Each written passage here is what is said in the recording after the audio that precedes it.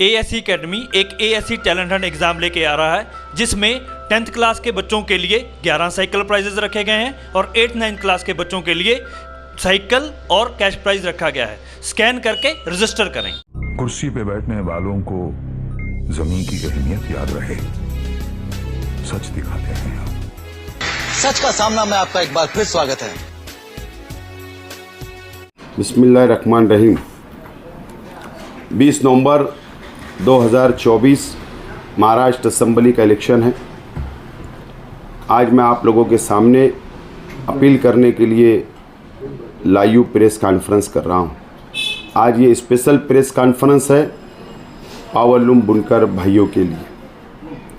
आज मैं पावरलूम बुनकर भाइयों से मेरा विज़न, मेरा लाएमल का ऐलान करने के लिए, मेरा लाएमल आप लोगों के सामने रखने के लिए मैं आज आप लोगों के सामने खड़ा हुआ हूँ। मेरे वालिद शेख रशीद साहब ने 10 साल एमएलए रहे। शेख रशीद साहब ने पावरलूम सनत के लिए काम करने का काम किया।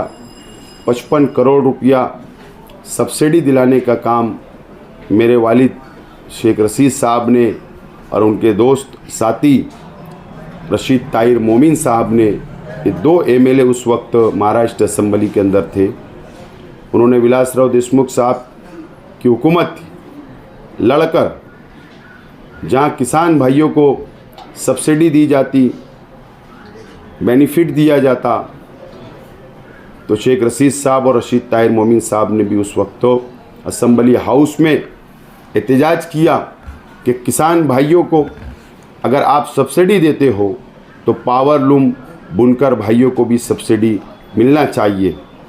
और दोनों ही एमएलए उनकी कोशिशों से विलासराव देशमुख साहब को महाराष्ट्र की असेंबली के अंदर ऐलान करना पड़ा कि महाराष्ट्र के पावरलूम बुनकर भाइयों के लिए भी 55 करोड़ रुपया का सब्सिडी का ऐलान उस वक्त किया गया था।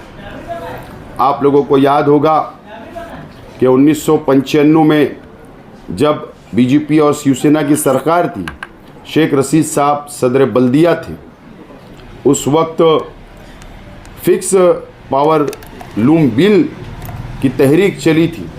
उस वक्त तो शेख रशीद साहब पावर हाउस के बाहर बिना कपड़े के, और उनके कई साथी उस वक्त तो कुर्बानी दी और उन्होंने धूप में बैठकर एहतजाज किया और एक मुश्तरका जद्दोजहद रही महाराष्ट्र के उस वक्त के लीडरान की, पावरलूम तंजीमों की। और उस वक्त तो 125 रुपया गोपीनाथ मुंडे साहब जो बिजली मंत्री थे उन्होंने ऐलान किया था। उसके बाद 1999 के बाद से मुसलसल पावरलूम बुनकर भाइयों को सब्सिडी मिलती आ रही है। 1999 से 2009 तक शेख रशीद साहब एमएलए थे और 10 साल सब्सिडी बरकरार रहना चाहिए हुकूमत महाराष्ट्र की। पावरलूम बुनकर भाइयों के लिए शेख रशीद साहब ने जद्दोजहद की। 2014 में मैं एमएलए बना। शहर की आवाम ने अपना नुमाइंदा बना के महाराष्ट्र असेंबली के अंदर भेजा। उस वक्त एनजीटी का पहला ऑर्डर जब हुआ था, जो राजस्थान के पाली बालोतरा में, वहाँ पर प्रोसेसिंग हाउस जो था, मशीनें जो थी वो मुकम्मल तौर पर स्टे आ गया था और बंद हो गई थी। उस वक्त मैं एमएलए था। यहाँ के पावरलूम बुनकर भाइयों को साथ ले जाकर वहाँ का दौरा किया और एनजीटी कोड में दिल्ली में हम खुद भी वहाँ मौजूद रहे और राजस्थान के पाली बालोतरा एसोसिएशन जो है उनके साथ में हम लोगों ने वो लड़ाई को लड़ा और उसमें कामयाबी हासिल की। उस वक्त से मैं पावरलूम सनत के लिए मुसलसल लड़ने का काम मैंने किया हूँ। मैं महाराष्ट्र असेंबली के अंदर था। उस वक्त तो भी बिजली सब्सिडी का मामला हो या पावरलूम के ऊपर आई हुई मंदी का मामला हो, मैंने असेंबली के अंदर आवाज़ उठाने का काम हमेशा किया हूँ। आप लोगों को इस बात का इल्म है, कई पावरलूम तंजीमों को इस बात का इल्म है कि मैं 5 साल मुसलसल पावरलूम सनत के लिए मैंने लड़ने का काम किया।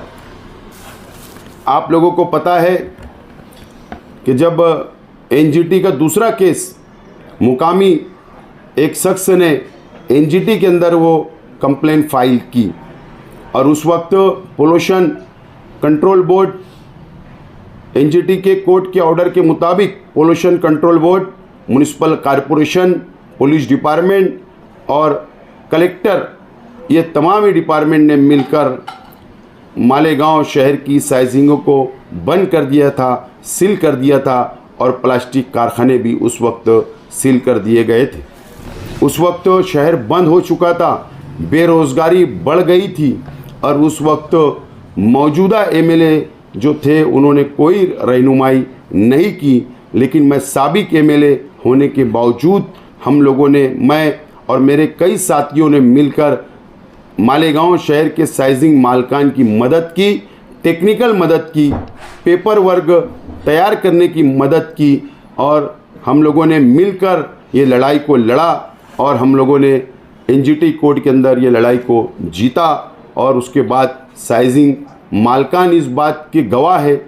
आप लोगों को पता है कि चाहे मालेगांव शहर डिपार्टमेंट में लड़ने की बात हो, पोल्यूशन कंट्रोल बोर्ड नासिक में लड़ने की बात हो, महाराष्ट्र पोल्यूशन बोर्ड मुंबई में लड़ने की बात हो, हम मुकम्मल मैंने आप लोगों की रहनुमाई की हमारे साथियों के साथ मिलकर और अल्लाह का करम है उस वक्त साइजिंग मालकान इस बात के गवाह है कि साइजिंग खुली और हमारा शहर आगे बढ़ने लगा। आप लोगों को पता है, मैं शॉर्ट में मेरी बात को रखना चाहता हूँ। आप लोगों को पता है कि 2 महीना पहले महाराष्ट्र के वज़ीर आला अजीत दादा पवार साहब इसी मकान के अंदर आए थे और यहाँ पर आने के बाद पावरलूम बुनकरों का एक वफ्द उनसे मुलाकात की और उनसे कहा कि सब्सिडी हम लोगों को अभी तक नहीं मिली पावरलूम बुनकर भाइयों को। और उसके बाद फौरी तौर पर मंत्रालय में मीटिंग लगी, मीटिंग के अंदर फैसला हुआ, सब्सिडी का जीआर निकला, सब्सिडी बहाल हुई और आज भी सब्सिडी जारी है, यह आप लोगों को पता है। आज मैं पावरलूम बुनकर भाइयों से खुसूसी तौर पर आज मैं ये सनत के ताल्लुक़ से प्रेस कॉन्फ्रेंस कर रहा हूँ। मैं तमाम ही पावरलूम बुनकर भाइयों से मेरा लाएमल, मेरा विज़न, मेरा मैनिफेस्टो आज आपके सामने रखने के लिए आज मैं यहाँ पर आपके सामने हूँ।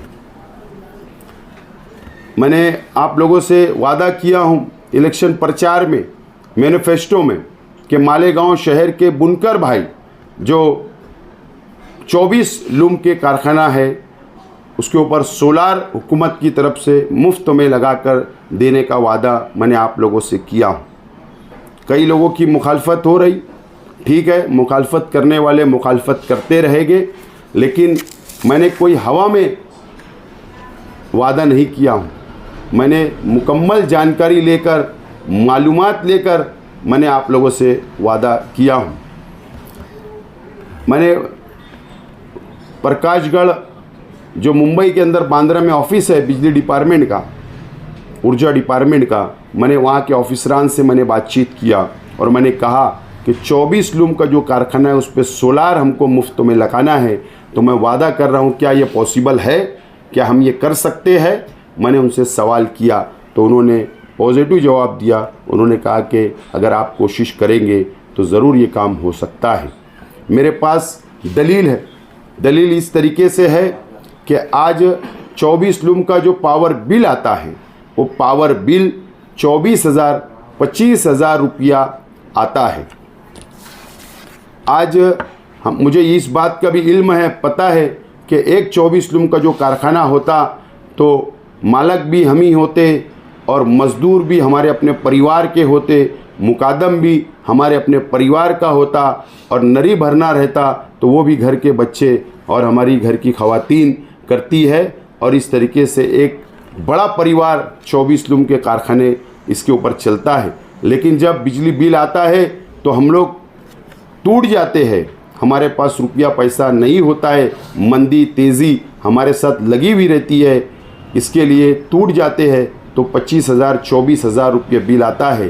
तो मैंने ये आप लोगों से जो वादा किया कि आप लोग इत्मीनान से समझ लीजिए कि 24 लूम का कारखाना उस पर सोलार लग सकता है।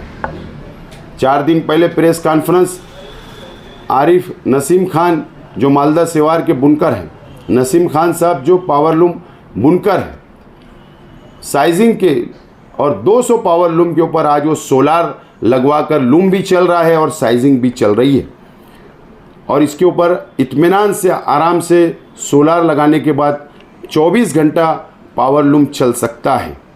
और हुकूमत को मैं ये दलील दूंगा इंशाअल्लाह, अगर आपका साथ रहा, आपने वोट दिया, आपने अपना नुमाइंदा बना के मुझे असम्बली में अगर आप भेजेंगे तो मैं वहाँ हुकूमत को दलील दूंगा, असम्बली हाउस में भी और डिपार्टमेंट के सामने भी, कि हुकूमत 1999 से आज तक मुसलसल महाराष्ट्र के पावर लूम बुनकरों को सब्सिडी दे रही है। जो बिल आता है पर यूनिट के ऊपर सब्सिडी हुकूमत की होती है और बाकी हम मिलाते हैं, ऐसा दोनों मिलाकर हम लोग बिल अदा करते हैं। तो 1999 से आज तक, मैं जब एमएलए था उस वक्त तो 1200 करोड़ रुपया हुकूमत महाराष्ट्र के बुनकर भाइयों के लिए सब्सिडी देती थी। आज वो बढ़ भी गया होगा, मुझे मालूमात नहीं है, लेकिन बड़ा होगा। मैं आज आपको मजबूत दलील ये देना चाहता हूँ कि सब्सिडी का पैसा जो गवर्नमेंट देती है वो भी करोड़ों रुपया के अंदर होता है और हमारा भी करोड़ रुपया हमको भी देना पड़ता है साल का। तो हम हुकूमत के पास मैं ये दलील दूंगा कि हुकूमत का सब्सिडी का पैसा बचेगा और बुनकर भाइयों का भी पैसा बचेगा और सोलार लगने के बाद हमको मुफ्त में बिजली मिलेगी, मुफ्त में बिजली मिलेगी। और हुकूमत एक स्कीम बनाएगी, एक कानून बनाएंगे हम हुकूमत से लड़कर, दलील देकर कि हुकूमत मुफ्त में 24 लूम के कारखाने के ऊपर सोलार लगाए।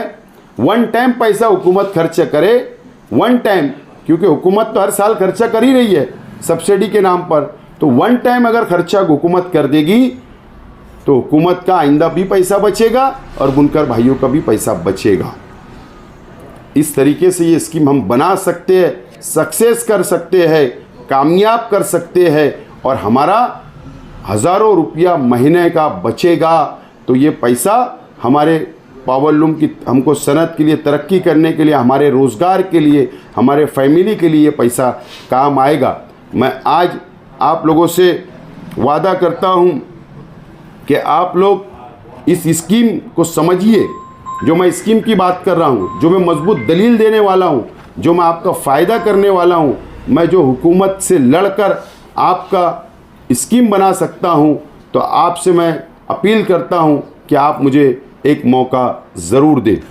मैं आज साइजिंग मालकान से भी वादा करता हूँ कि आपका साइजिंग मालकान का अभी भी टेक्निकल प्रॉब्लम है। एनओसी जो हमने टेक्निकली निकाला था उस वक्त जब साइजिंगें बंद हो गई थी, लेकिन दोबारा अभी उसका रिन्यूअल हमको करना है। लेकिन हुकूमत ने टाउन प्लानिंग जो एक्ट बनाया पूरे महाराष्ट्र के लिए एक बनाए और उसमें अलग अलग फैक्ट्री के लिए अलग अलग टाउन प्लानिंग एक्ट के अंदर तरमीम हुई, लेकिन हुकूमत ने वो लागू किया, उसमें साइजिंग का उल्लेख नहीं है, अल्फाज नहीं है कि साइजिंग के नाम से परमिशन दिया जाए। उसमें हमको तरमीम करना पड़ेगी, उसमें अमेंडमेंट करना पड़ेगा। मैं वादा करता हूं कि अगर आप मुझे कामयाब करेंगे तो मैं महाराष्ट्र हुकूमत से लड़कर उसमें तरमीम करूंगा और साइजिंग का उल्लेख, साइजिंग का अल्फाज आएगा तो इंशाअल्लाह आइंदा कभी भी तकलीफ़ नहीं होगी। ये वादा भी मैं आप लोगों से करता हूं। मैं आज पावर लूम सनत के तमाम ही हमारे पावर लूम बुनकर भाई और मालेगांव शहर की आवाम से मैं वादा करता हूं कि इन 5 सालों में हमारा बहुत नुकसान हुआ। साइना एमआईडीसी के जो प्लॉट है जो पुराने थे, आज वहाँ यूनिट बन गया, कारोबार चल रहा है। जिस वक्त मैं एमएलए था 500 एकड़ ज़मीन एक्वायर की गई थी किसानों की, लेकिन एक साजिश के तहत मंत्री, एमएलए और कई लोगों ने साजिश रची कि 500 एकड़ के ऊपर अगर लेआउट हो जाएगा, वो लेआउट जो होने वाला था 50% पावर लूम के लिए और 50% जनरल कैटेगरी के लिए, यानी एक आम इंसान भी वहाँ फैक्ट्री छोटी मोटी लगा सकता था, अपना रोज़गार खड़ा कर सकता था, लेकिन एक साजिश के तहत उसको अजंग वड़ेल में ले जाया गया। जबकि MIDC कहाँ कामयाब होती? ट्रांसपोर्टिंग लगता, जो हमारा नेशनल हाईवे है, पानी लगता, जो फिल्टर प्लान है MIDC में, लेबर लगता, जो लेबर मालेगांव में है, लेकिन इसको फेल कर दिया गया। वो एक्वायर जो ज़मीन होने वाली थी उसको रद्द कर दिया गया किसानों की और अजंग वड़ेल में ले जाया गया। तो ये एक बहुत बड़ी साजिश है हमारी तरक्की को रोकने के लिए, हमको कमज़ोर करने के लिए, हमारे शहर को कमज़ोर करने के लिए, क्योंकि हमारी तरक्की इस बाजू होने वाली थी साइना तरफ, लेकिन एक साजिश के तहत उसको रोका गया। ये एक बहुत बड़ी लड़ाई हम लोगों को लड़ना है। अगर 500 एकड़ ज़मीन आज होती, वहाँ पर अगर जनरल कैटेगरी का उद्योग शुरू होता, फैक्ट्रियाँ लगती, यूनिट लगता, सनत का लगता, तो हमारे पढ़े लिखे नौजवान जो आज बेरोज़गार हैं उनको नौकरियाँ मिलती, उनको रोज़गार मिलता। लेकिन आज हमारे शहर का नौजवान बाहर जाकर नौकरियाँ हासिल कर रहा है, हमारा शहर का नौजवान पढ़ा लिखा आज भी लूम चला रहा है। तो एक साजिश के तहत हमको रोका गया। ये सियासी तौर पर हमको बेदार रहने की ज़रूरत है।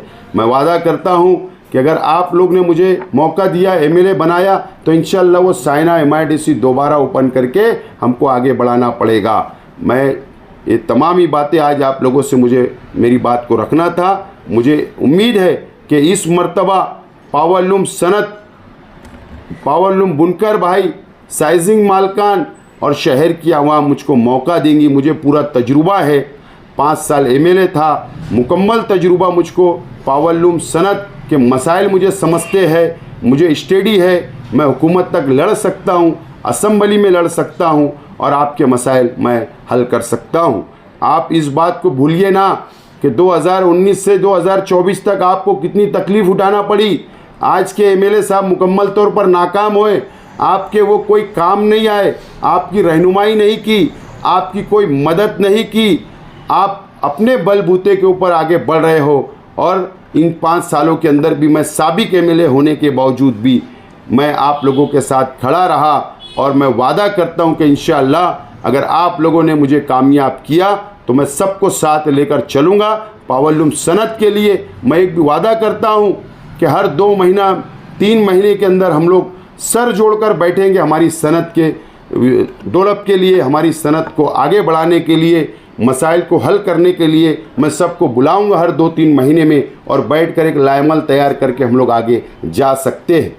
ये इलेक्शन है असम्बली का, लेकिन आप लोगों ने देखा कि आपके ताल्लुक़ से किसी ने बात नहीं की, पावरलूम सनत के लिए किसी ने बात नहीं की, रोज़गार के बारे में किसी ने बात नहीं की, नौजवानों की बेरोज़गारी के लिए किसी ने बात नहीं की।